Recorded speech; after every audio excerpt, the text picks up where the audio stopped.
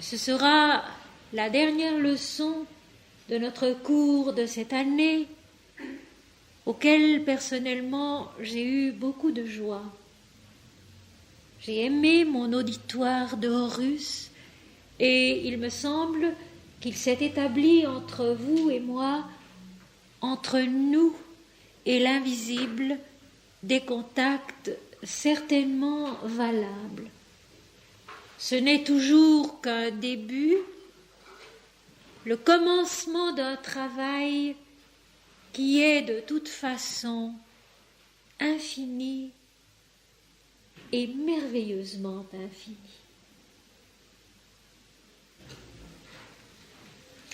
Voici tout d'abord un poème peu connu ou inconnu de Sri Aurobindo.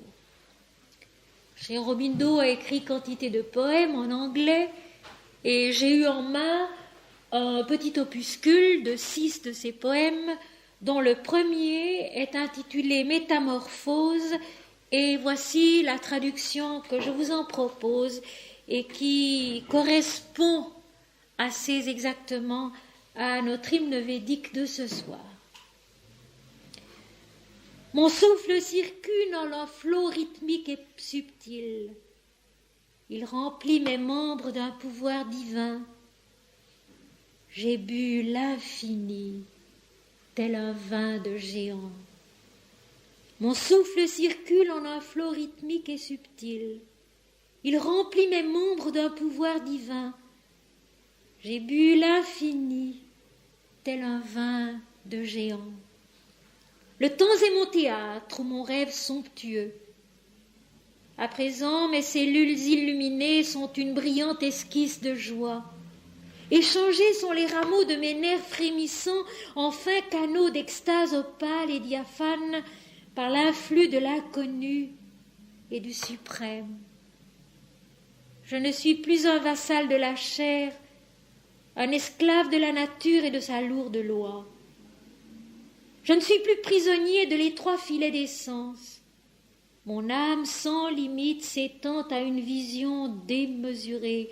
Mon corps est l'instrument heureux et vivant de Dieu. Mon esprit, un vaste soleil de lumière immortelle. Je ne suis plus un vassal de la chair, un esclave de la nature et de sa lourde loi. Je ne suis plus prisonnier de l'étroit filet des sens. Mon âme sans limite s'étend à une vision démesurée. Mon corps est l'instrument heureux et vivant de Dieu. Mon esprit, un vaste soleil de lumière immortelle.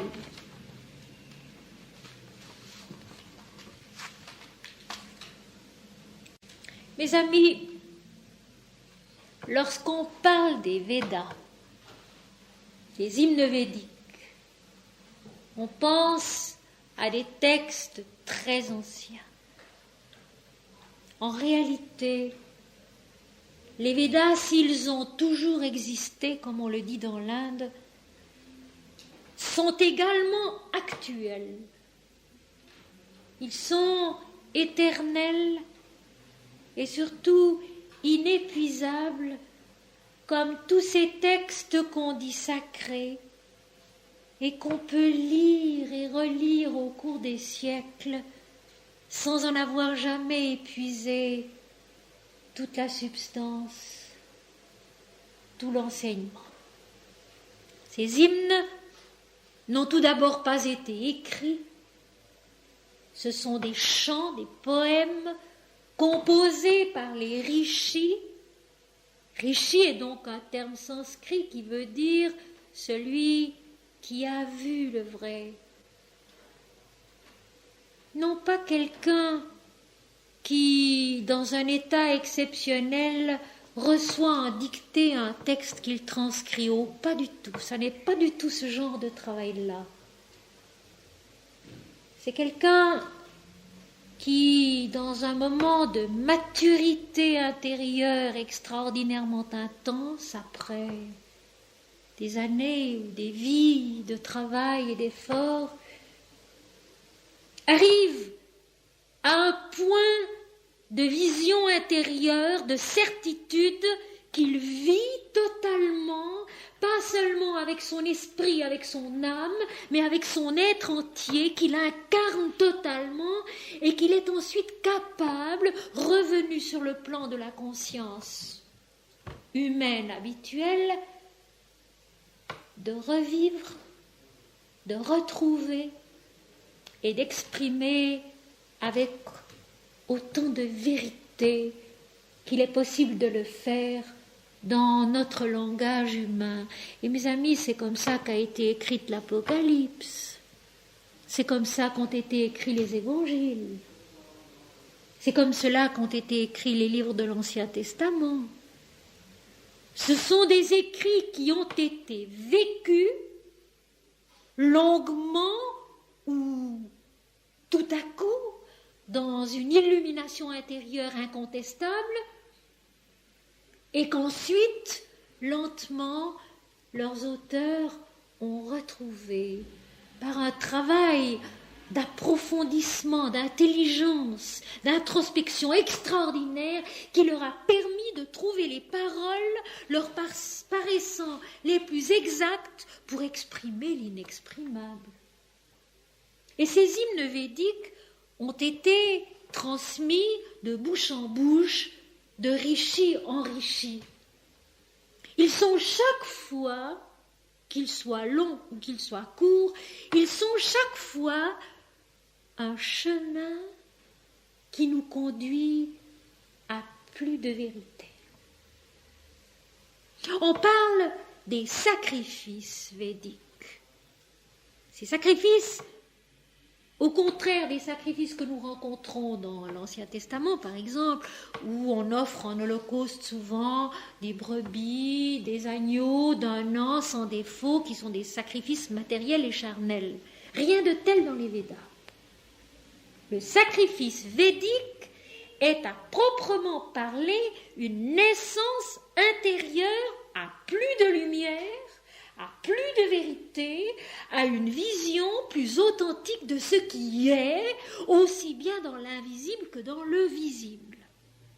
Et ceci, il ne faut pas l'oublier.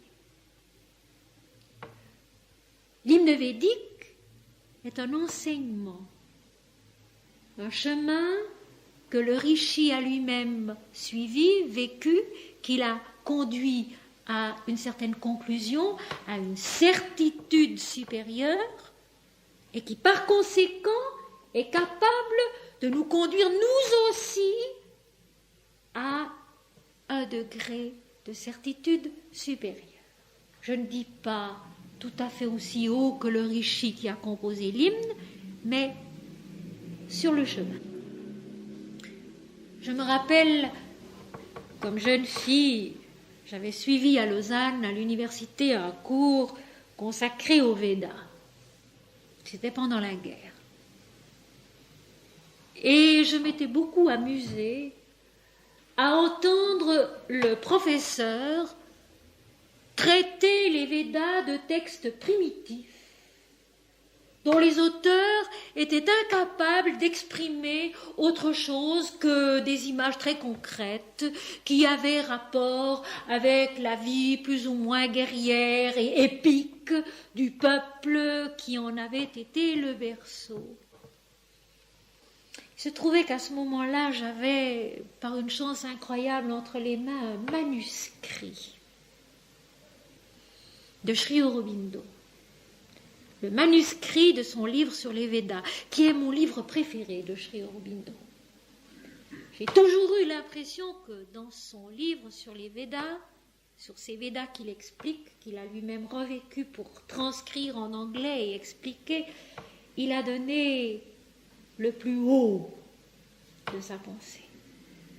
Le plus vrai, le plus beau, le plus dépouillé, le plus haut de sa pensée. C'est un livre qui a été partiellement traduit, peu à peu publié en anglais par Pondichéry. Je crois qu'il en existe une édition française, mais qui n'est pas complète. Bref, c'est un livre qui a peut-être moins attiré, mais pour ma part, c'est celui que je préfère. Et j'avais un gros manuscrit tapé à la machine, qui avait passé jusqu'à moi en Suisse pendant la guerre. et que je lisais en anglais avec une joie absolument indiscutable. Alors, face à mon professeur de l'université de Lausanne et à ses conclusions très, très réduites, intérieurement, je m'amusais beaucoup. Parce que je me rendais compte que les plus belles choses, les plus grandes, et vous allez voir tout à l'heure, celles qui incontestablement ont tant à nous apporter, tant à nous dire, l'homme est parfois incapable de les lire en parfait aveugle. Et je crois qu'on en peut dire autant souvent de la Bible. Nous lisons la Bible en aveugle, bien souvent. Parce que le secret d'une lecture plus éclairée, c'est la dévotion, c'est l'adoration, c'est la prière, comme l'a dit sainte Thérèse d'Avila. Il faut, pour comprendre les Écritures sacrées, beaucoup d'oraison. Eh bien, il faut également beaucoup de méditation pour comprendre les hymnes védiques. Veda veut dire connaissance. Mais attention, Upanishad veut dire connaissance aussi. Quelle est la différence entre les deux? Car il y en a une. L'Upanishad, c'est la connaissance intérieure qui est la fin du Veda. Le Vedanta veut dire fin du Veda et les Upanishads font partie des textes védantiques. L'Upanishad, c'est la connaissance qui s'acquiert à la fin du Veda quand a été traversée toute l'évolution, toute la maturation védique en nous de cette connaissance qui est la connaissance dans l'incarnation, dans la manifestation. Les Védas sont l'univers des dieux, de divin manifesté dans la différenciation. Je voudrais ici tout de même, parce que c'est une question qu'on me pose souvent, et encore récemment par écrit, faire une toute petite parenthèse au sujet de ce soi-disant monothéisme et polythéisme, qui sont deux termes qui ont l'air d'avoir à jamais fait une séparation entre l'Orient et l'Occident. Et puis, bien heureusement pour nous, la science actuelle vient à notre secours d'une autre façon, parce qu'on avait établi exactement la même différence entre le corps et l'esprit, entre la vie et la mort. Or, actuellement, la science sait qu'on ne peut plus du tout établir une différence aussi catégorique entre ce qu'on appelait la matière vivante et la matière inanimée. On n'est pas sûr que ce qu'on appelait la matière inanimée ne soit pas vivante elle aussi. Et les mystiques, eux, vous répondront du fond des âges que toute matière est vivante, que toute la vie est vivante de l'esprit. Mais les scientifiques, à notre époque, commencent à le percevoir aussi. Ils commencent à percevoir aussi qu'on n'est pas très sûr de la limite exacte entre la vie et la mort.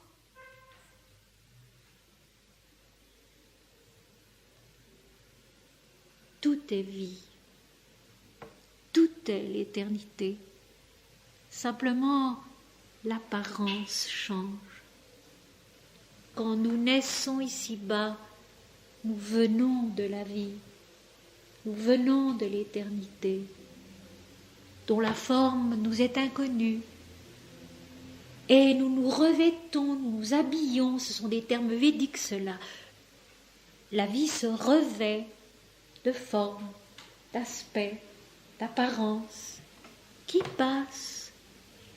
Et quand nous nous dévêtons de ces formes terrestres, nous naissons à la continuation de la vie, qui est encore différente et que nous ne connaissons pas bien, que nous connaissons mal. Mais il est important de savoir que la mort n'existe pas, que la matière non vivante n'existe pas, que tout est vie car tout est Dieu. Et le soi-disant polythéisme des hindous, leurs centaines de dieux et de divinités, pour eux n'en sont qu'un seul. Et si l'Inde admet dans son adoration cette pluralité de visages divins qui l'instruisent et qui lui permettent de s'approcher du divin sans visage, elle ne s'y trompe pas. Elle sait que tous ces dieux n'en sont qu'un seul. Le Brahman, indivisible, indivisé, l'absolu à jamais. Et en voulez-vous une preuve sur le plan intellectuel, disons? On dit dans l'Inde que les dieux sont interchangeables. Ils sont tellement un qu'ils sont un visage qui peut nous être salutaire parce qu'il correspond à notre besoin d'adorer mieux qu'un autre, mais en même temps, il est tous les autres et il est au-delà de tous les autres, le Brahman, l'absolu, le sacré. Et nous avons encore de la peine en Occident parce que nous sommes jeunes au point de vue spirituel. 2000 ans, ce n'est pas grand-chose. Nous en sommes encore dans notre Occident qui se croit monothéiste, à cette dualité irréductible du Père et du Fils dans lequel nous n'arrivons pas à voir Dieu lui-même, car Jésus est Dieu. Il est Dieu, c'est tout. Il n'est pas quelqu'un de plus. Il est Dieu qui s'incarne dans l'univers et qui s'incarne aussi dans la forme d'un être humain pour s'approcher des hommes et pour les attirer à soi. Le vrai monothéisme, c'est cela. Tout est un, tout est Dieu, et l'incarnation du divin est une avec le divin, et l'humanité tout entière et l'univers tout entier sont un seul et le même, un avec Dieu. Ça, c'est le vrai monothéisme. Mais de celui-là, nous sommes encore loin. Et justement, les Védas, par leur adoration de visage particulier du divin, arrivent à ce Vedanta qui est la fin du Veda, à cette connaissance intérieure qu'est l'Upanishad, car Upanishad veut dire la connaissance intérieure, où toute apparence disparaît, où tout est lumière, où tout est l'infini, radieux, vivant, bienheureux. Si Veda est la connaissance dans la manifestation, Vedanta est sa fin, et il est assez intéressant de voir qu'à chaque groupe d'hymnes védiques correspond en général une Upanishad. Et on dit dans l'Inde que les Védas et les Upanishads ont toujours existé. Ils sont exprimés dans les mots, l'articulation immortelle de la vie, comme le Christ pour nous, et l'articulation révélatrice et rédemptrice de la vie avant son fondement et au-delà de sa fin ici-bas. Je sais, ce sont des notions difficiles à vivre. Ce sont des notions, quand on les explique ainsi, qui paraissent très claires, très simples, très naturelles, mais elles sont difficiles à vivre. Le Veda nous montre d'innombrables chemins pour parvenir à vivre cette unité de toutes choses, ce chemin qui, dans la diversité divine, par la diversité divine, nous conduit à la félicité de l'unité, parce qu'il n'y a de félicité que dans l'unité. Et cela est vrai sur tous les plans de l'existence. Quand nous vivons dans une certaine harmonie, dans une certaine unité avec nous-mêmes, avec notre entourage, nous sommes heureux, nous sommes bien, quelles que soient les difficultés de l'existence quotidienne. Par contre, quand nous nous sommes embarqués dans une sorte de dissociation, alors il y a souffrance et nous avons beaucoup de peine à nous mettre à monter, car c'est toujours le thème qui revient dans la Bible, dans les Védas, dans les Upanishads, dans le Mahabharata, dans tous les textes sacrés, à monter. Dans ce dépassement de notre conscience humaine qui est la naissance à la vérité de l'esprit. L'hymne védique que je vous ai apporté ce soir est un hymne un peu particulier parce qu'il est à la fois très beau, très heureux. Il mêle d'une façon instructive et remarquable le matériel et le spirituel,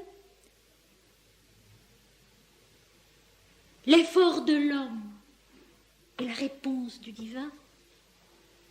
Et bien loin d'être un texte primitif maladroit, je dirais qu'il est extraordinairement supérieur dans sa façon d'exprimer le cheminement de l'homme à Dieu et la descente de Dieu en l'homme, la présence de Dieu en l'homme.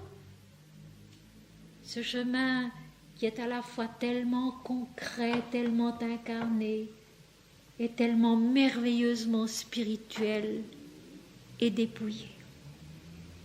Et voyez-vous, mes amis, Sri Aurobindo, lorsqu'il s'est attaqué aux Védas, ne s'est pas mis à les traduire intellectuellement. Il n'aurait pas pu. Il les a revécus. Il a travaillé la forme, la parole, les mots sanscrits.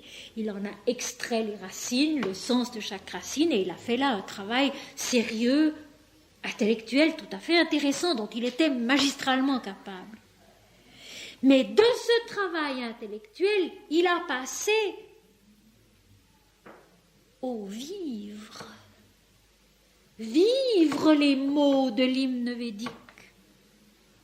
Vivre les mots de celui qui avait vu le vrai. Pour les vérifier en soi-même. À la façon dont dans la science on vérifie un théorème ou une loi. La vérifier en soi pour être sûr de l'avoir bien comprise, de l'avoir bien saisie et d'être capable à son tour de la réexprimer d'une façon qui soit valable pour d'autres. Car il est évident qu'il existe d'autres traductions plus anciennes de ces hymnes védiques qui, effectivement, nous conduisent beaucoup plus difficilement à une compréhension spirituelle. Sri Aurobindo a été le rishi nouveau qui, ayant recueilli les mots de l'hymne, les a rendus vivants. Et c'est un travail merveilleux. Et à mon tour, très humblement, j'ai essayé de rendre en français ce que lui avait rendu du sanskrit en anglais, bien heureusement, parce qu'ainsi il a donné à l'Occident la possibilité d'entrer dans cet enseignement.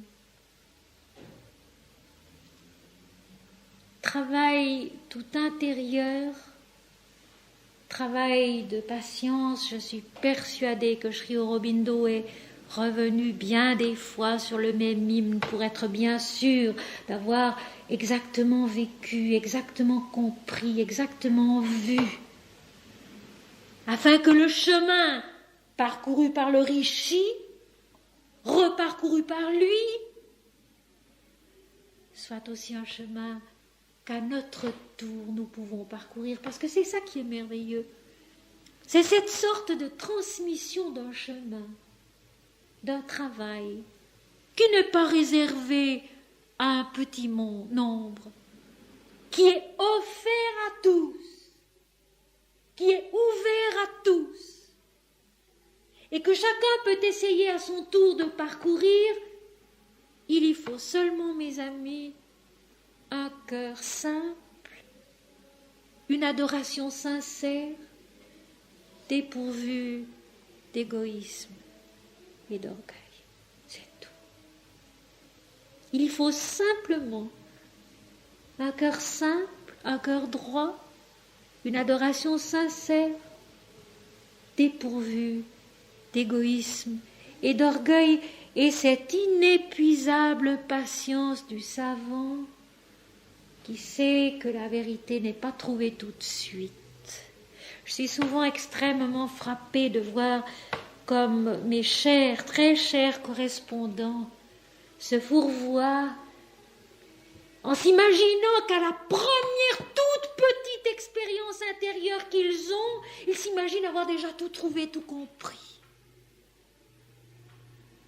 Et s'embarquent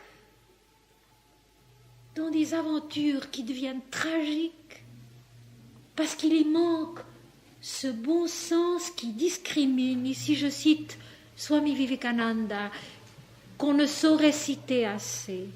Swami Vivekananda, qu'on oublie un peu aujourd'hui, et qui est un si grand maître, plein de bon sens, plein de force saine, qui met les choses en place d'une façon juste et simple, et qui disait à ses disciples, discriminez, discriminez toujours. Après une méditation plus intense où vous avez eu l'impression d'avoir vécu quelque chose de particulier, de peut-être important, discriminez. C'est-à-dire passer au crible de la raison. Parce que si la raison doit être dépassée, si le mental dualiste doit être dépassé, il ne doit pas être annulé, il ne doit pas être détruit. Il reste longtemps le juge qui empêche de commettre des erreurs, qui nous dit attention, il y a le bon sens qui te dit ceci, attention. Et vous ne vous figurez pas comme le bon sens est nécessaire dans la vie spirituelle. C'est peut-être un des atouts dont on parle le moins et qui est un des plus indispensables, parce que l'imagination galope et on s'égare vite. Vous allez voir comme l'hymne védique est clair, précis, très impersonnel, parce que c'est de Dieu qu'il s'agit et pas de l'homme. Et nous savons très bien que si souvent dans nos méditations et dans ce qui se passe dans nos méditations, nous sommes toujours centrés sur nous-mêmes. Et nous croyons que c'est de nous qu'il s'agit. De nous qui allons être ceci ou cela, ou faire ceci ou cela. Non! Dans la prière, dans la méditation, dans le cheminement védique, c'est-à-dire de la connaissance, c'est de Dieu qu'il s'agit et de Dieu seul. L'homme perd son importance. C'est comme dans l'Apocalypse concerne Dieu et pas l'homme. Et qu'est-ce qu'on en a fait? Un horoscope des malheurs qui arrivent dans le monde, donc centré sur l'homme, sur l'humanité. Et tous ces textes-là concernent Dieu en l'homme et non pas l'homme. Et vous verrez dans notre hymne védique, alors il n'y a pas de doute possible. Le titre c'est celui-ci, Soma, le dieu du vin mystique. Soma. Il faut d'abord que je vous explique ce qu'est Soma. Soma, habituellement, est uniquement connu comme ceci. C'est le beurre clarifié des offrandes dans les cérémonies védiques. Le sacrifice védique est une croissance dans la lumière. Ce terme revient constamment. C'est comme un leitmotiv des hymnes védiques, la croissance dans la lumière, la progression dans la lumière, dans la vérité. Donc Soma est concrètement ce beurre clarifié, fondu, qu'on verse dans les offrandes védiques, dans les sacrifices védiques, et qui symbolise quoi? Qui symbolise la transparence de l'âme, de la conscience, qui devient si parfaite qu'elle ne reflète que Dieu seul. Nous retrouvons notre or battu par le feu, transparent comme du cristal dans l'Apocalypse et dans d'autres passages de la Bible. Soma, c'est cette transparence matérielle de l'être humain qui est capable de refléter Dieu et Dieu seul quand il est dans sa pureté parfaite. Heureux celui qui a le cœur pur, car il verra Dieu. Ça n'est pas autre chose. Mais Soma est un Dieu. Et comme tel, il est en nous. Parce que les dieux sont nous-mêmes, sont présents dans notre nature, actifs dans notre nature, et leur équilibre particulier fait notre individualité sur la Terre, notre individualité cosmique, jusqu'à ce que nous retrouvions au-delà d'eux, par eux tous, notre réalité totale qui est l'absolu. Exactement comme le Christ, qui est le premier-né de toute la création, est notre propre substance, notre propre nature, et aussi l'équilibre individuel de ce que nous sommes sur la Terre. C'est tellement clair, c'est tellement simple, c'est tellement logique. Mais c'est tellement difficile à vivre. Parce que nous sommes tellement encombrés par nos visages particuliers. Et par les visages particuliers du Seigneur. Un gourou ici, un gourou là, un maître ici, un maître là. Jésus l'a dit. Ne courez pas après un maître ici, un maître là. Le royaume des cieux ne viendra pas de manière à frapper les regards. On ne dira pas il est ici ou il est là, car voici il est en vous. J'ai cherché Dieu partout, dira saint Augustin, et je ne l'ai pas trouvé, car voici, il était en moi. Et Soma est en nous. Il est cette transparence de la ferveur de l'âme qui est capable de refléter Dieu, de ruisseler Dieu en nous, dans notre conscience, dans notre âme, dans notre vie, dans notre corps lui-même. Et ce qu'il y a de merveilleux, nous allons le voir tout à l'heure dans la 4e strophe, c'est que l'élément corporel, l'élément matériel est tellement présent dans l'hymne. Ah oui, on dit que les hymnes védiques sont primitifs parce que leurs images sont tellement concrètes. Mais nous l'avons vu la dernière fois. Quand les disciples des pharisiens et les hérodiens viennent poser leurs questions, leurs pièges à Jésus, Jésus leur répond matière. Montrez-moi le denier que vous devez payer à César. Rendez donc à César ce qui est à César. Jésus leur répond matière. Pourquoi? Parce qu'au fond, c'est la matière qui est en nous la plus proche de l'esprit. La matière ne ment pas. Elle est ou elle n'est pas. Le corps est ou il n'est pas. Et il est ce merveilleux équilibre de la vie créée qui fonctionne divinement. Soma est la transparence, le beurre clarifié. Il est Dieu en nous. On dit aussi qu'il est la lune. Et la lune, dans les Védas, dans la connaissance védique, c'est cette lumière intérieure, très silencieuse, qui pénètre en nous, qui s'infiltre en nous, d'une façon douce, sans s'imposer, dont nous n'avons pas toujours conscience, mais qui nous fait aussi progresser à notre insu, dans la connaissance de la vérité. Regardez une belle nuit de clair de lune en été. Le silence qui se dégage de la lune, de cette lumière diffuse, tellement ténue, tellement impalpable, dont elle remplit la nuit. Soma est la lune. Il est cette lumière de l'esprit qui rayonne en nous, qui veille en nous, et qui nous permet aussi de grandir peu à peu vers l'aurore. Il sera question de l'aurore. Soma, le dieu du vin mystique, c'est-à-dire de l'ivresse de l'extase, ivresse qui est tout le contraire d'une excitation, ivresse qui est l'apaisement, la concentration. la tranquillité du rayonnement de la lune dans la nuit ou du soleil dans une belle journée. Et voici maintenant comment commence l'hymne. Placé dans la joie, il s'élève vers les noms charmants dans lesquels il grandit. Et vous verrez que tout au long de l'hymne, il est question du Dieu en nous et jamais de l'homme en lui-même et pour lui-même. Et ceci, c'est une chose sur laquelle je vais beaucoup insister tout au long de la soirée, parce qu'il faut que nous nous le mettions dans la tête et dans le cœur et dans l'âme.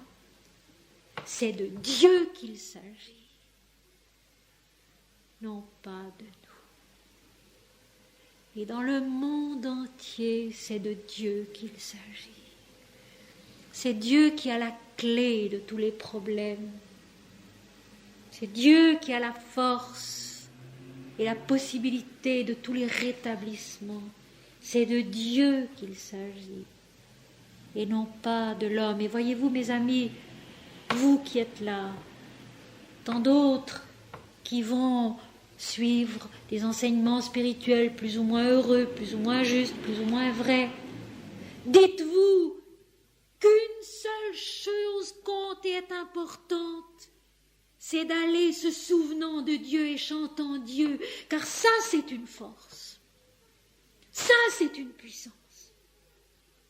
Allez chantant Dieu, allez se souvenant de Dieu, toujours, toujours, toujours. Si dans le monde nous sommes nombreux, de plus en plus nombreux, à être de ces intoxiqués sages, le mot sage sera dans l'hymne, de ces intoxiqués sages de Dieu, quelque chose à la surface de la terre changera, j'en suis absolument certain. Mais on parle de tout sauf de Dieu. On pense à tout sauf à Dieu. On élabore de tout sauf Dieu en soi-même. Et c'est la seule réponse, et c'est la seule solution, et c'est le seul remède. Savez-vous qu'au dernier chapitre de l'Apocalypse, quand tout est révélé, quand tout est terminé, quand il n'y a plus de temple, quand il n'y a plus que la lumière de Dieu, il y a le fleuve de la vie. Et au milieu du fleuve de la vie, l'arbre de vie,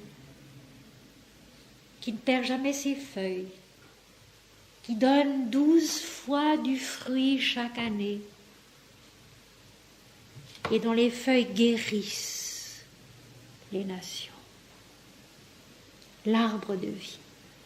La présence de Dieu, invincible et totale en nous et ici-bas et partout, dans l'invisible comme dans le visible, qui est la guérison des hommes, leur santé, leur fécondité inépuisable et immortelle. Placés dans la joie, mes amis, c'est la base de la prière et c'est la base de la méditation. Il n'y a pas de prière vraie et bonne, il n'y a pas de méditation juste et efficace si elle n'est pas placée dans la joie. Et les mots sont là, tout simple, placés dans la joie. S'offrir à Dieu par amour dans la joie. C'est important. L'apôtre Paul le dit aussi, soyez toujours joyeux. Placés dans la joie, que lorsque nous nous installons pour prier ou pour méditer, quel que soit le mode de notre prière et de notre méditation, nous placions Dieu lui-même dans la joie. Mon Seigneur et mon Dieu, j'ai confiance en toi, je m'offre à toi, fais-toi ce que tu sais être juste. En moi, pour moi et pour tous. C'est le Bouddha qui l'a dit. Le karma, c'est l'action juste et bonne pour chacun et pour tous. C'est ça le karma, c'est rien d'autre. Le karma, c'est l'action juste et bonne pour chacun et pour tous. C'est bien la prière, la méditation, c'est ce placement dans la joie intérieure et extérieure qui est la vraie offrande au Seigneur, la vraie confiance en Dieu. Placé dans la joie, il s'élève vers les noms charmants dans lesquels il grandit. Ces noms charmants, qu'est-ce que c'est? Le charme des noms divins, qu'est-ce que c'est? C'est la grâce, mes amis. La grâce dans laquelle il grandit. Non pas je grandis, mais il grandit en nous. Et nous retrouvons ici l'évangile de Jean, chapitre 3, verset 30. Il faut qu'il croisse et que je diminue. C'est la même chose. Il s'élève vers les noms charmants dans lesquels il grandit. Ces noms charmants, c'est Kali, Lakshmi, Surya, Sarasvati, Indra, tous ces grands dieux de l'Inde qui sont interchangeables et qui sont le Brahman, qui éveille. Le mot viendra. Notre conscience, notre âme, notre intelligence, notre corps lui-même a une conscience de Dieu qui est un oubli du moi individuel. Parce que c'est ça, mes amis, ça n'est pas autre chose. Dès qu'il s'agit du moi individuel qui va devenir ceci ou qui est ça, et qui va faire ceci ou qui va faire cela, c'est une erreur.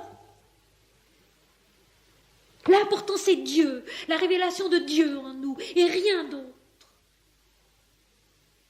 Placé dans la joie, il s'élève vers les noms charmants dans lesquels il grandit, placé dans la joie de l'adoration pure, puisqu'il est soma, le beurre clarifié, il s'élève dans les noms de la grâce qui permettent à la conscience divine en nous de grandir.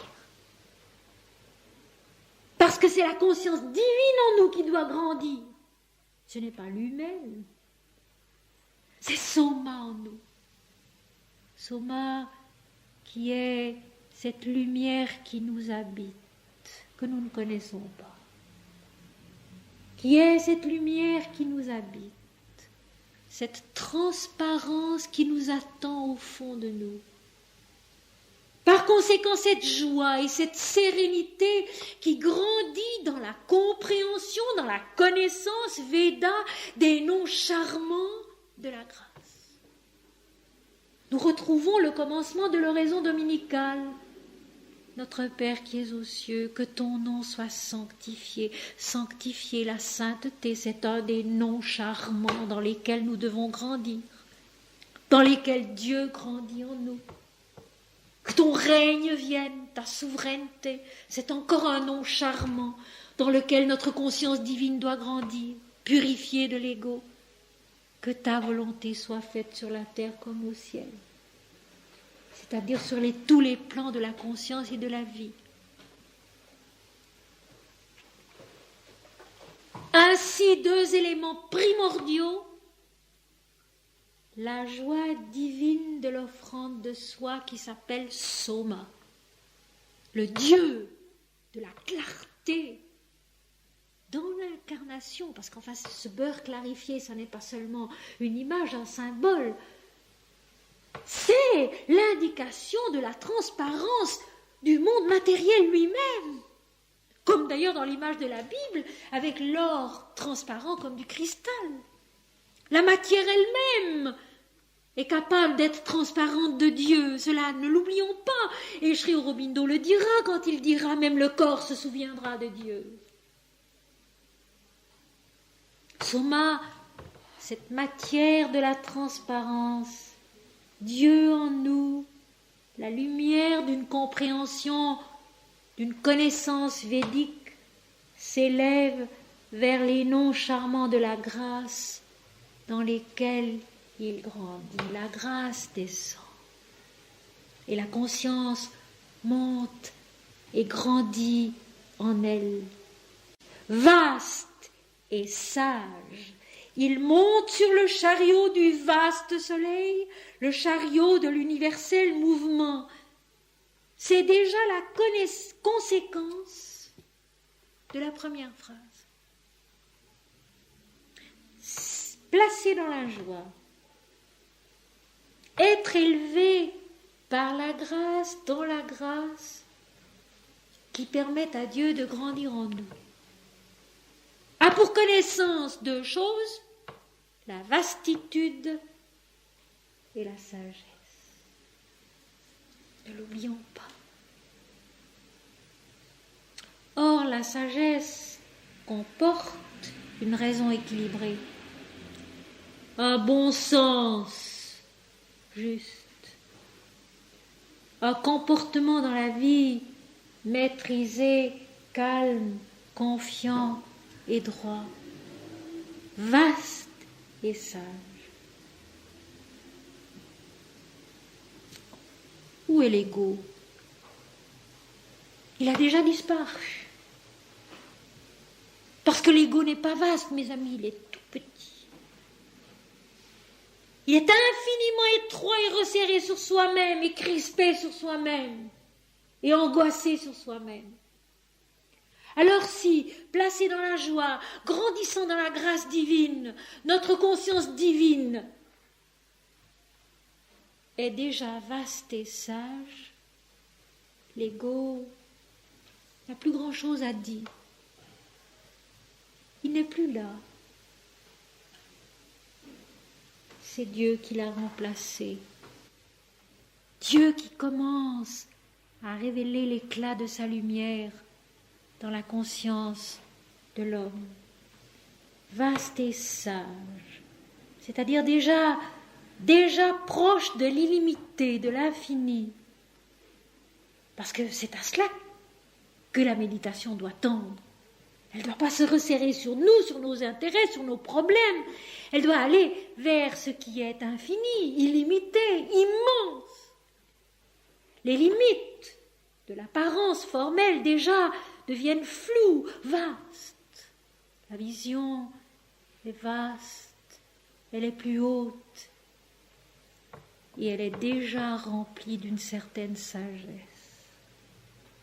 C'est-à-dire d'une sérénité confiante, d'une perspicacité qui fait que les problèmes humains tombent et que se lève en nous la capacité d'une compréhension supérieure, beaucoup plus profonde et tellement merveilleusement allégée de toute importance personnelle.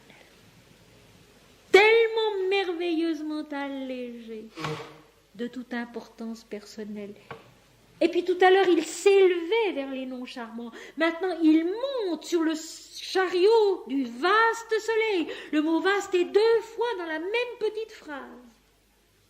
Il monte sur le chariot du vaste soleil. Le chariot, c'est l'éternelle image du voyage, du chemin.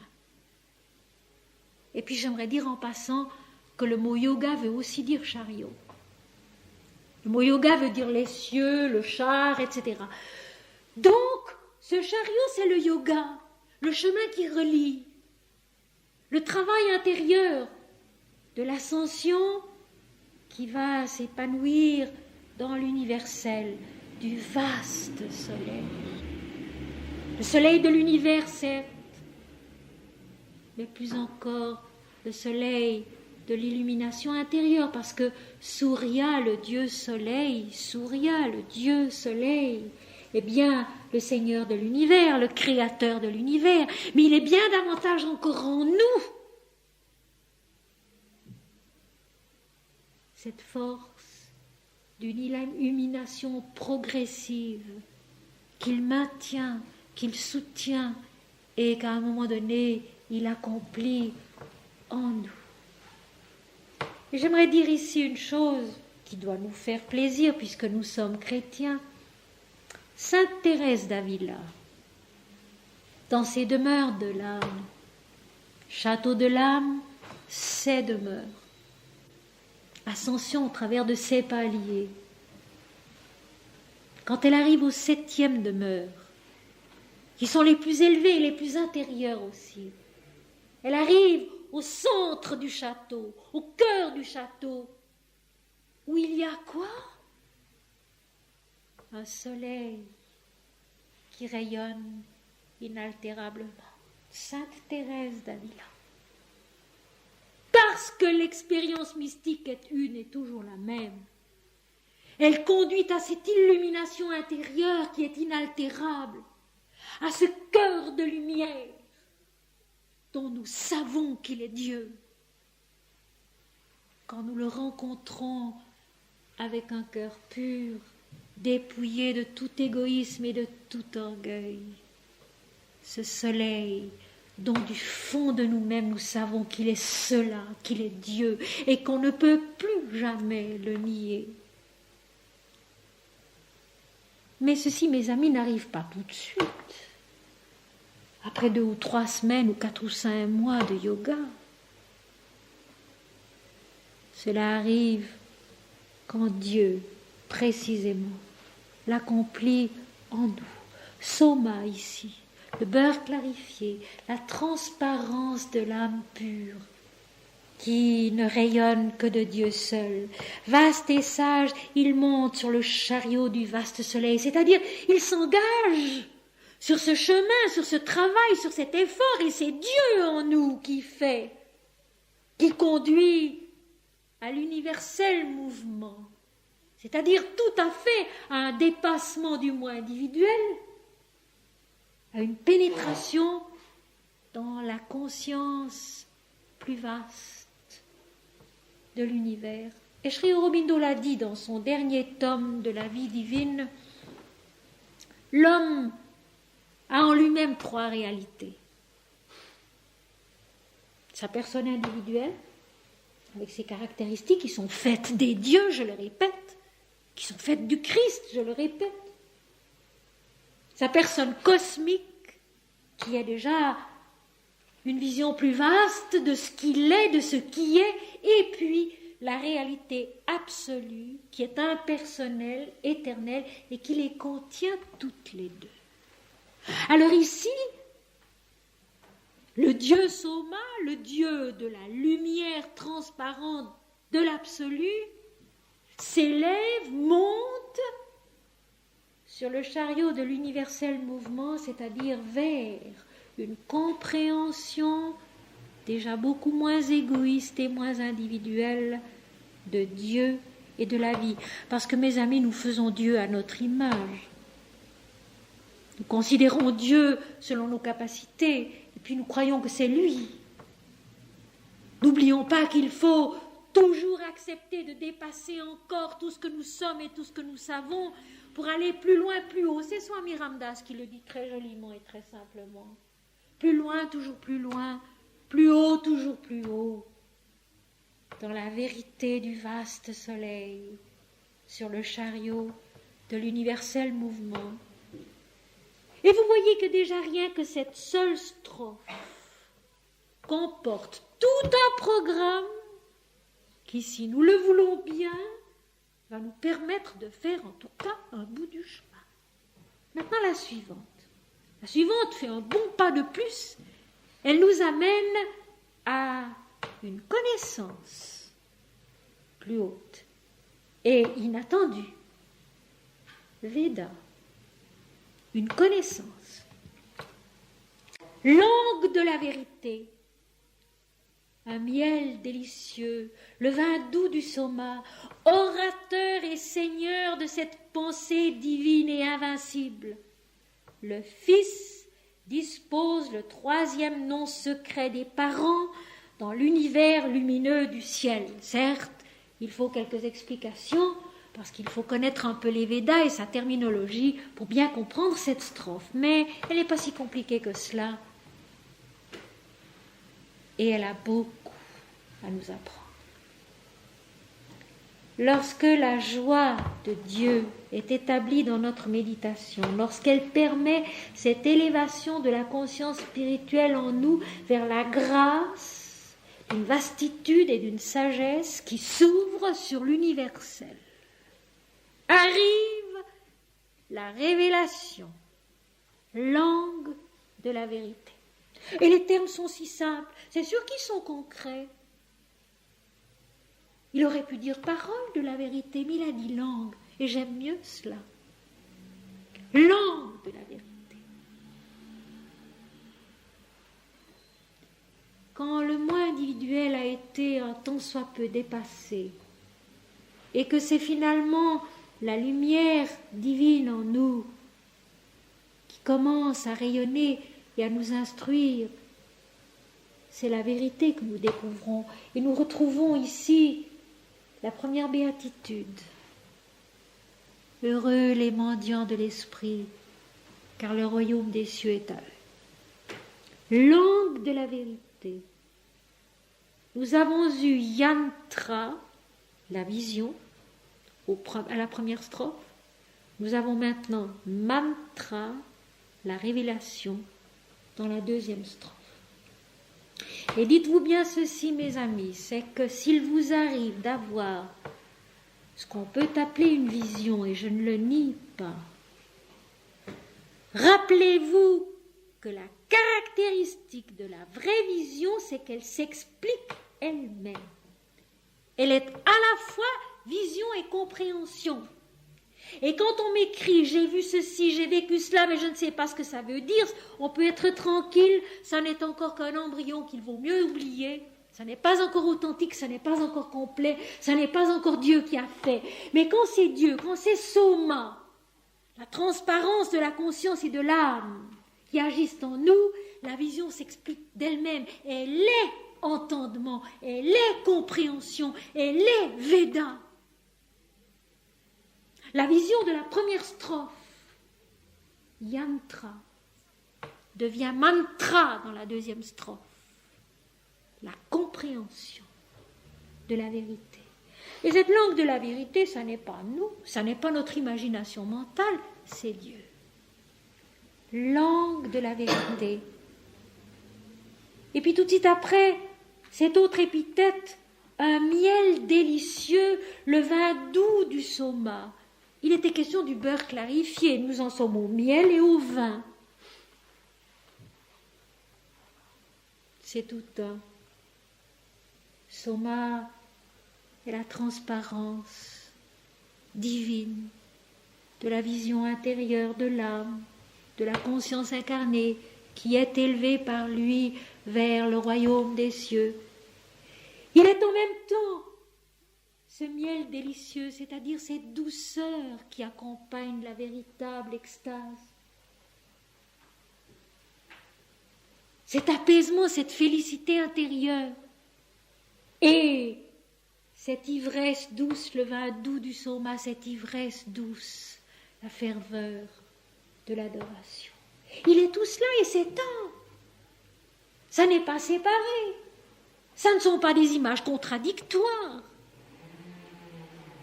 Texte primitif de gens qui ne savent pas exprimer les choses subtiles. Eh bien, moi, je trouve qu'au contraire, c'est merveilleusement exprimé. Tout y est.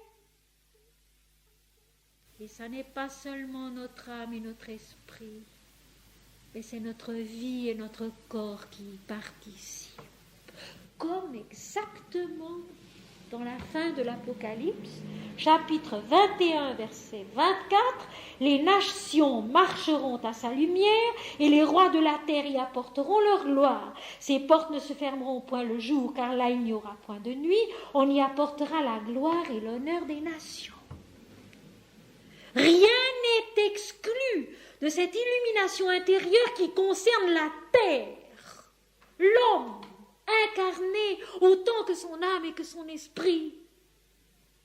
C'est ça la résurrection des corps dont parle la dogmatique chrétienne. Le corps lui-même se souviendra de Dieu, le corps lui-même réalisera sa divinité. Langue de la vérité, compréhension de la vérité divine, miel délicieux, la félicité de l'âme, le vin doux du Soma, l'ivresse corporelle de l'adoration qui s'élève à Dieu. Vous voyez que tout y est. Et maintenant ceci qui est encore plus extraordinaire. Orateur et seigneur de cette pensée divine et invincible. Il est à la fois l'orateur, Dieu en nous qui parle de sa gloire, de sa grâce, de sa vérité, de sa nature à lui, et non pas celle que nous lui prêtons. La Bhagavad Gita en parle au chapitre 6. Connaître Dieu selon sa nature et non pas selon notre pensée mentale. Et ici, pensée est écrit avec un P majuscule. Orateur et Seigneur de cette pensée. Donc à l'intérieur de notre pensée, avec un P majuscule qui a dépassé l'ego, c'est Dieu lui-même qui en est l'orateur et le Seigneur. Je trouve cela absolument admirable. Il est celui qui parle, la langue de la vérité, en nous, quand nous sommes tus. Il en est le Seigneur, c'est-à-dire le souverain qui ne peut pas se tromper et qui ne trompe pas, qui ne trompe jamais. Orateur et Seigneur de cette pensée. Heureux ceux qui ont le cœur pur, car ils verront Dieu, c'est cela. Cette pensée divine et invincible. La langue de la vérité se révèle au-dedans de nous. Un certain mensonge de l'attachement au moi individuel disparaît. Et c'est Dieu qui est l'orateur en nous, qui parle, qui nous instruit, qui est le souverain de notre être, de nos actes, de cette pensée divine et invincible qui grandit en nous. Et maintenant la fin, le Fils, avec F majuscule. Le Fils qui révèle la réalité suprême des parents. Ces parents sont la terre et le ciel, mes amis. Ces parents qui sont divins, qui sont Dieu, sont la manifestation céleste et terrestre, donc de l'univers, la manifestation de l'invisible dans le visible. Et c'est le Fils qui révèle le troisième nom secret des parents. Rappelons-nous le nom nouveau de l'Apocalypse. Ce fameux nom nouveau dont il n'est jamais dit quel il sera, et qui est le nom de la révélation qui vient en nous, au-delà justement de la terre et du ciel, quand sont dépassées les apparences de la manifestation dans le ciel et sur la terre, dont le Fils révèle l'authentique réalité. Et dans l'Inde, cette authentique réalité, ce troisième nom secret, il existe. C'est Svar, S-V-A-R, la demeure du divin. Le troisième nom secret des parents dans l'univers lumineux du ciel. Donc plus haut que le ciel et la terre. Exactement ce que l'Apocalypse au chapitre 2 verset 17 exprime quand elle dit à celui qui vaincra son moi individuel, je donnerai de la manne cachée, c'est-à-dire la nourriture de l'esprit qui permet de grandir en esprit et en vérité. Et je lui donnerai un nom nouveau que nul ne reçoit si ce n'est celui que nul ne connaît si ce n'est celui qui le reçoit. C'est cela. Ce nom de la révélation au-delà de la manifestation. Et c'est le Fils qui révèle ce troisième nom secret. Le Fils, l'incarnation, le beurre clarifié, la transparence de l'incarnation, le vin de l'ivresse mystique, le miel doux de la félicité mystique, c'est lui qui, en l'homme, révèle la vraie nature d'où tout procède, les parents. Svar, la demeure du ciel. Vous voyez comme nous sommes montés. À la vision de la première strophe succède Veda, la connaissance de quoi? La connaissance de l'origine. le troisième nom secret des parents, c'est-à-dire de l'origine de notre propre être, de notre propre nature, mais aussi de l'univers, de tout ce qui est. Alors, au-delà même du soleil, du chariot, de l'universel mouvement, nous voilà beaucoup plus haut dans l'origine que le Fils révèle. Le nom du commencement, qui est Svar, la demeure du divin. Notre conscience est montée, elle est entrée dans le domaine, dans la nature, dans la demeure du divin. Et à partir de là, un nouveau travail est possible en elle. Et c'est ici que je trouve l'hymne admirable, parce qu'il a une façon simple et directe, sans préparation aucune, de mêler le concret au spirituel, l'effort de l'homme à la grâce divine. Vous savez que ça, c'est un grand problème. Pour l'homme, pour le mystique, pour le religieux, c'est un grand problème de savoir quel est l'effort qu'il doit fournir et quelle est au fond la passivité, l'obéissance qu'il doit avoir pour laisser faire. Ça, c'est un problème sur lequel nous butons souvent et qui fait l'objet de beaucoup de livres et beaucoup de lettres aussi. Ici, ce problème n'existe plus parce que le matériel et le spirituel sont mélangés, l'effort de l'homme et la réponse divine, sa grâce, sont là tous les deux, faisant chacun ce qu'ils ont à faire. Il y a une communion, il y a, je dirais, une collaboration, toute naturelle, toute simple, qui est exprimée par des mots très concrets, mais très instructifs. Il est toujours question de soma, il n'est pas question de l'homme. C'est soma en l'homme, c'est Dieu en l'homme. Ce n'est plus l'homme, ce n'est plus l'ego. Et pourtant, les hommes dont il va être question ont leur travail à faire aussi. Se jetant dans la lumière, ils crient dans les jarres, guidés par les hommes dans les gaines d'or. En lui, les forces de la vérité s'éveillent, il rayonne au loin sur le triple revers de l'aura. Et je souligne tout d'abord la fin de la strophe. Nous avions déjà l'impression d'être montés très haut, jusqu'à l'origine entrevue. Le nom secret des parents révélé, Svar, la demeure des dieux. Mais nous nous rendons compte à la fin de la troisième strophe qu'il reste beaucoup à faire, car Soma, Dieu en nous, rayonne au loin sur le triple revers de l'aura. Ça n'est donc pas du tout encore le face-à-face de l'identification. Et je trouve que c'est tellement réconfortant de se dire que le travail n'est pas fini, que ça n'est pas si simple et si vite fait,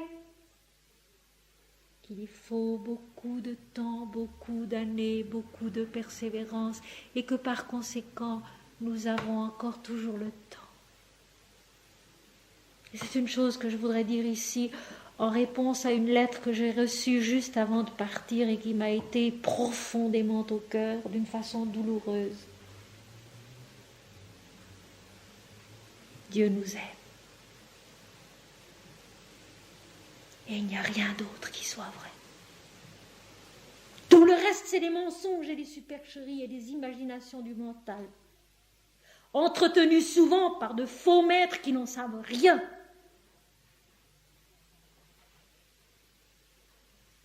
Dieu nous aime. C'est ça qui est vrai. Dieu nous aime et nous aide et nous guide. Et nous pouvons nous être égarés très, très, très, très loin. Ça n'a aucune importance. Le Seigneur est partout et il sait toujours nous trouver là où nous en avons besoin. Mais ici, l'extase malgré tout est proche. Se jetant dans la lumière. Cette fois-ci, c'est Soma qui arrive à une telle intensité, à une telle ivresse, à une telle clarté, qu'il se jette dans la lumière, qui le révèle et où il se révèle à soi-même en Dieu. Il crie dans les jarres, guidé par les hommes, dans les gaines d'or. Qu'est-ce que ça veut dire ça? La strophe suivante l'expliquera encore. Notre beurre clarifié, il est bien concret, vous savez. Les hommes ont préparé des jarres sur lesquelles ils ont mis des passoires qui sont faites en laine de mouton, on nous le dira à la strophe suivante, et avec des pierres, ils écrasent le beurre pour le clarifier, pour le faire passer et pour en faire du beurre transparent. Et puis, ils le font passer dans les gaines d'or, c'est-à-dire dans ces filets, dans ces trous au travers duquel le beurre écrasé par les pierres passe pour devenir soma, le beurre clarifié. Je trouve ça merveilleux. Le travail concret qui lui-même n'est pas symbole, mais réalité de Dieu en nous. Et c'est Dieu qui se jette dans sa propre lumière et qui crie en tombant dans les jarres, où il est clair, où il est pur, où il est transparent, où il a sa vraie nature. Et ces jarres, c'est notre cœur, c'est notre âme, c'est notre intelligence. Mais c'est aussi notre corps. Et c'est aussi dans la vie extérieure, ces récipients dans lesquels on fait couler le beurre clarifié, tout y est. L'homme, son corps, sa vie, son intelligence, son cœur, son âme, son esprit. Et puis, les canaux, les gaines de ses nerfs, de sa sensibilité, au travers desquels s'écoule aussi la lumière divine, mais c'est aussi dans la vie concrète. La jarre de terre qui reçoit le beurre réellement, le beurre fondu, le beurre clarifié, dans lequel nous pouvons nous souvenir que Dieu est là aussi et que tout est Dieu et que Dieu est la transparence. Et aussi cette vérité, cette pureté du beurre, du miel, du vin, qui sont des matières nobles, qui non seulement représentent l'adoration et la ferveur, mais sont la saveur de la ferveur et de l'adoration dans la vie incarnée et en l'homme, guidé par les hommes. L'homme a son rôle à jouer, déjà simplement parce qu'il est, comme il est construit. Et j'ai dit déjà plusieurs fois que la structure concrète de l'homme est déjà la preuve de l'unité du divin. Parce que partout les hommes sont les mêmes, construits de la même façon, et que les canaux, les gaines, les chemins par où passe en lui la révélation sont les mêmes partout, dans tous les pays, dans tous les peuples, à tous les âges. Et cela déjà, c'est la preuve de l'unité de Dieu. Et ici, c'est exprimé si bien, guidé par les hommes, c'est-à-dire guidé par la structure même de nos nerfs, des canaux qui sont en nous, de notre intelligence, de notre corps, de notre vie, de notre âme, de notre esprit, qui se laissent infiltrer par la lumière qui crie sa joie dans les jarres de notre propre être, dans les gaines d'or de notre propre nature. Et voici la suite. En lui, les forces de la vérité s'éveillent. Donc en Dieu lumineux, transparent, en nous, les forces de la vérité s'éveillent, quand au fond, il n'y a en nous plus rien.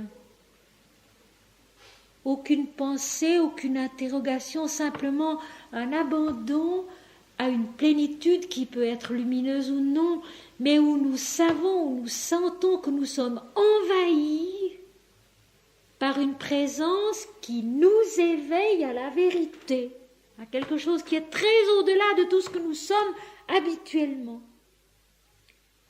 En lui, les forces de la vérité s'éveillent. Donc l'homme par sa structure, aide déjà le divin à se manifester, à se révéler dans la création. Et puis par sa piété, qui écrase le beurre. Et alors la lumière peut couler, et en Dieu les forces de la vérité s'éveillent, ces forces révélatrices, transfiguratrices, purificatrices.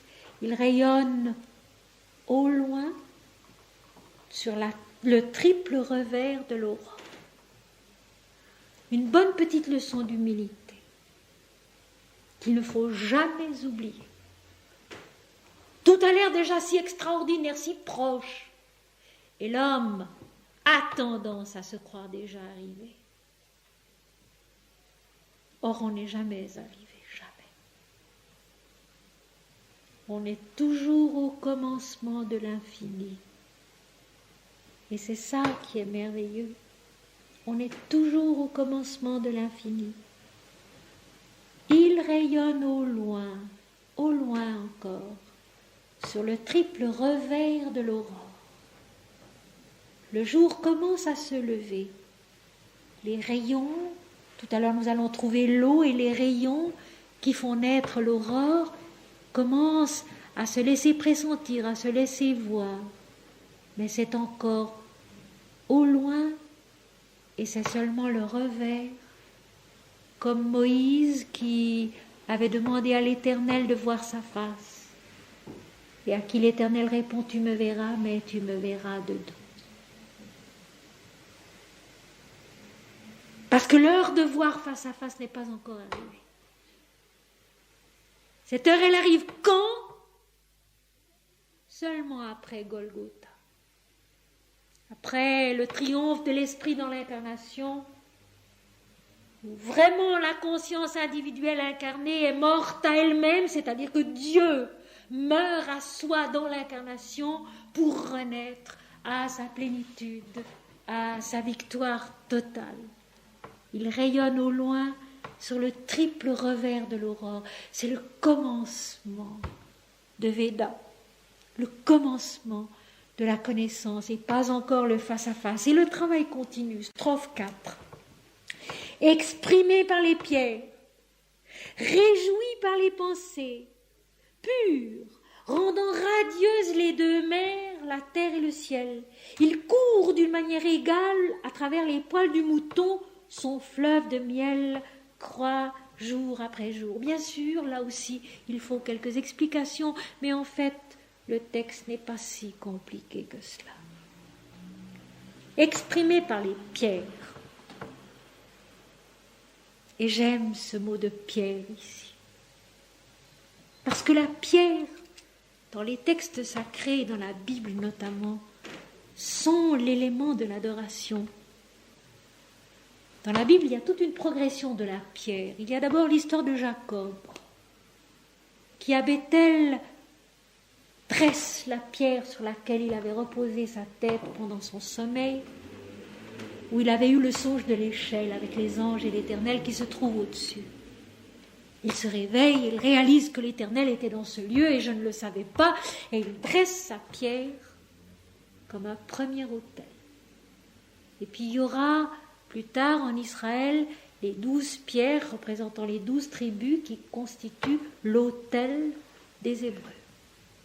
Puis il y aura Simon qui devient Pierre lorsqu'au-delà de la chair et du sang, il reconnaît Dieu en Jésus. Et puis il y aura le caillou blanc de l'Apocalypse, sur lequel est écrit un nom que nul ne connaît, si ce n'est celui qui le reçoit. Le caillou blanc de l'Apocalypse, la pierre qui est devenue le caillou blanc de la Révélation.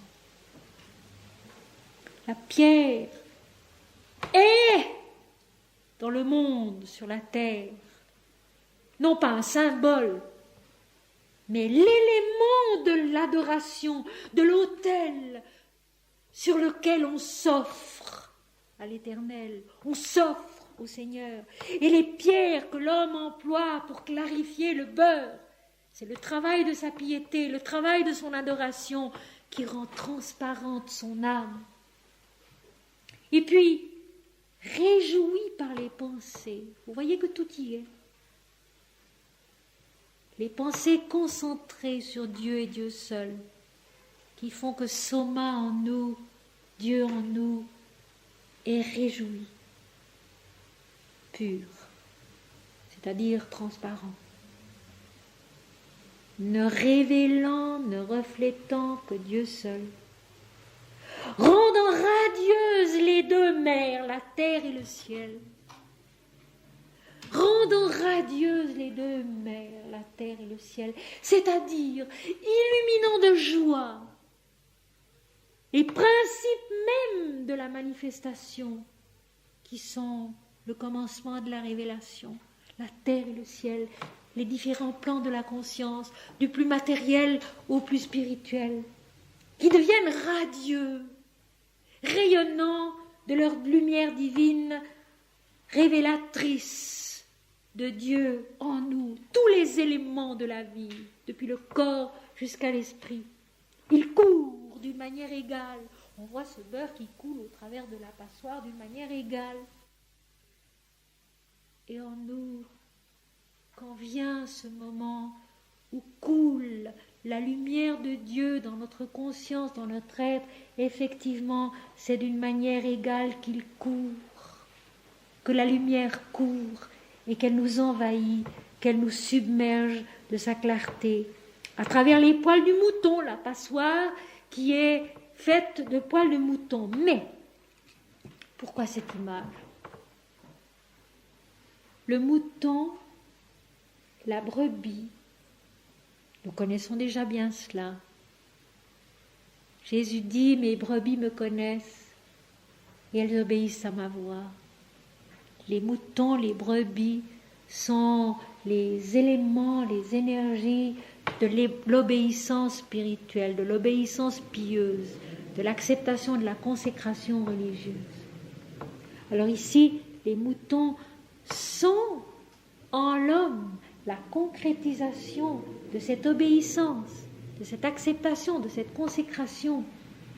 Et elles sont parties du troupeau dont Indra est le bélier, dont Indra est le maître et le seigneur, qui va d'ailleurs être la fin de notre hymne.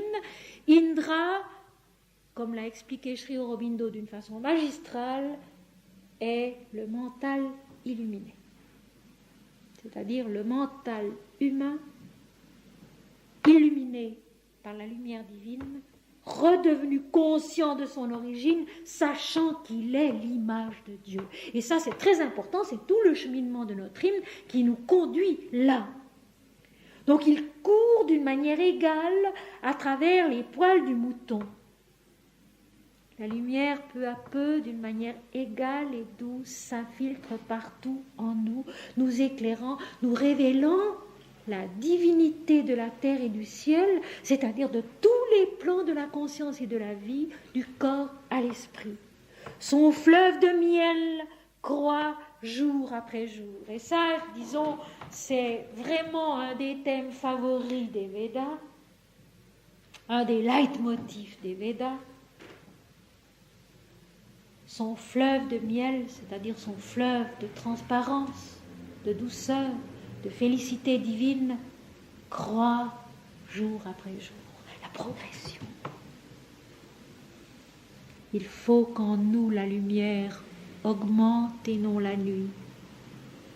Il faut qu'en nous la lumière augmente et non la nuit.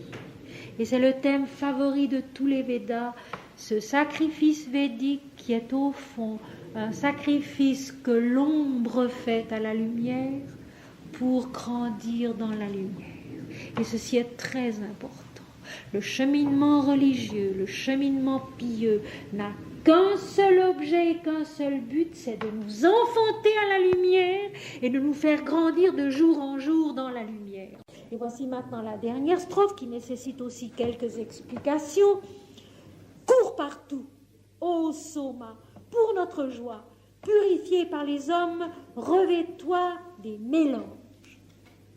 Sur le plan concret, le beurre clarifié préparé pour l'offrande védique, pour le sacrifice védique, était mélangé à de l'eau, qui est la pureté, la transparence, l'incorruptibilité, et les vaches qui sont à la fois la fécondité, le lait des vaches, la fécondité de la lumière, parce que go, qui veut dire vache en sanskrit, est à la fois vache et le rayon lumineux. Donc, l'eau et la vache, la pureté de l'eau, la clarté, la lumière qui font se lever l'aurore. Alors le beurre clarifié, disons, reçoit cette adjonction de la pureté de l'eau et de la puissance de la fécondité spirituelle qui est symbolisée ici par les vaches. Court partout au soma, c'est-à-dire envahit tout, envahit jusqu'au dernier recoin de l'être, pour notre joie, purifié, c'est-à-dire tout à fait transparent par les hommes qui t'écrasent avec les pierres. Revêt-toi des mélanges de l'eau et de la fécondité du lait des vaches, qui est la lumière de l'aurore qui se lève. Et enfin, la dernière phrase de l'hymne sera une prière adressée à Indra, une prière qui n'a absolument pas pour objet le moi individuel, mais encore Dieu et Dieu seul en lui.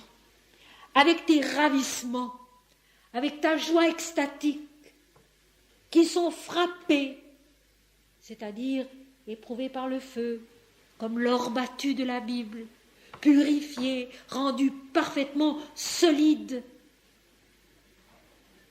qu'on ne peut plus altérer, qui ne peut plus être privé de sa transparence et de sa vérité, et largement répandu, force Indra à donner son abondance, c'est-à-dire force le maître du troupeau, Indra, le mental illuminé, à donner son abondance, c'est-à-dire à établir dans la conscience incarnée la certitude stable que Dieu l'habite, que Dieu est en elle, que Dieu est tout, que Dieu sait tout, que Dieu fait tout.